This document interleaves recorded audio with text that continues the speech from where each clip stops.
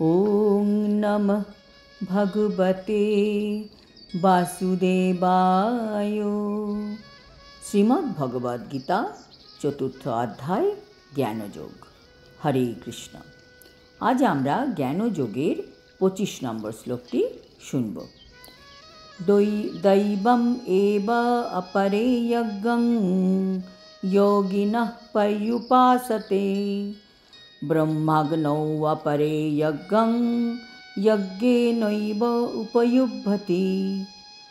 অনুবাদ: কোনো কোনো যোগী দেবতাদের উদ্দেশ্যে যজ্ঞ করার মাধ্যমে তাদের উপাসনা করেন, আর অন্য অনেকে ব্রহ্মরূপ অগ্নিতে সব কিছু অর্পণ করার মাধ্যমে যজ্ঞ করেন। তাৎপর্য: এর আগে বিভিন্ন শ্লোকে আমরা শুনতে পেয়েছি যে ব্যক্তি কৃষ্ণ ভাবনায় ভাবিত হয়ে কর্তব্য কর্ম করেন তাকে বলা হয় সর্বশ্রেষ্ঠ যোগী। কিন্তু এমন অনেক মানুষও আছেন যারা বিভিন্ন দেবদেবীর উপাসনা করার জন্য অনুরূপ যজ্ঞের অনুষ্ঠান করেন। আবার অনেক মানুষ ব্রহ্ম অথবা ভগবানের নির্বিশেষ সত্তার উদ্দেশ্যে সব কিছু উৎসর্গ করেন। সুতরাং বিভিন্ন স্তরের জন্য বিভিন্ন ধরনের যজ্ঞের অনুষ্ঠান আছে। এই ধরনের বিভিন্ন অনুষ্ঠাতার দ্বারা অনুষ্ঠিত যজ্ঞসমূহ বাহ্যিকভাবে ভিন্ন ভিন্ন বলে চিহ্নিত হয়ে থাকে। বাস্তবিক পক্ষে যজ্ঞ করা উচিত কেবল ভগবান শ্রীবিষ্ণুকে তুষ্ট করার জন্যই, এবং বিষ্ণুর অন্য নাম হচ্ছে যজ্ঞ। মানুষ দুরকম কারণের জন্য যজ্ঞ করে। একটি হচ্ছে জড় সুখ স্বাচ্ছন্দ্য লাভের আশায়, আর অন্যটি হচ্ছে ভগবানকে জানার জন্য। যারা কৃষ্ণ ভাবনাময় ভগবত ভক্ত, তারা ভগবানকে খুশি রাখার জন্য সব কিছুই তার চরণে অর্পণ করেন।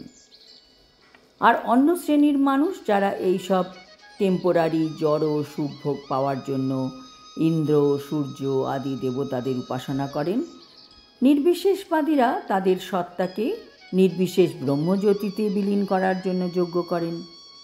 আসলে বিভিন্ন দেবদেবীরা হচ্ছেন পরমেশ্বর ভগবানের দ্বারা নিয়োজিত শক্তিশালী জীবসমূহ, যারা অগ্নি বায়ু জল আদি ব্রহ্মাণ্ডের বিভিন্ন শক্তির পর্যবেক্ষণা করেন এবং পরিচালনা করেন।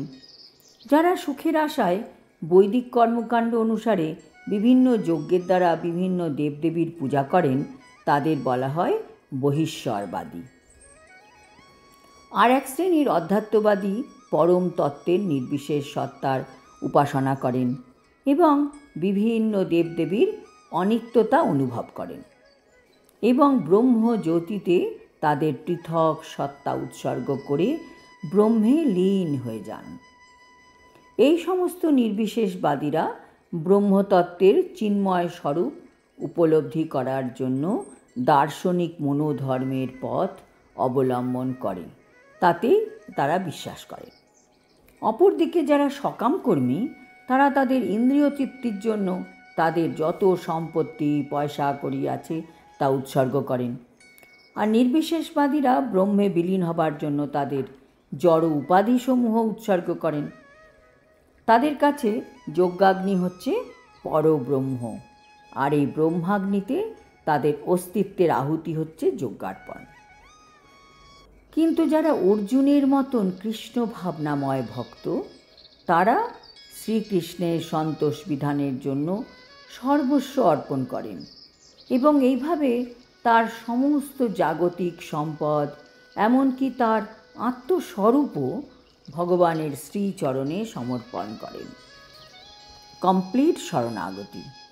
এইভাবে কৃষ্ণ ভক্তই হচ্ছেন সর্বশ্রেষ্ঠ যোগী, কিন্তু তিনি কখনোই তার স্বরূপের বিনাশ সাধন করেন না। আজ এই পর্যন্ত।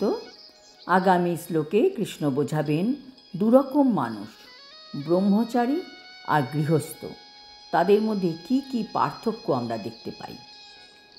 হরি ওম তৎসৎ। হরে কৃষ্ণ।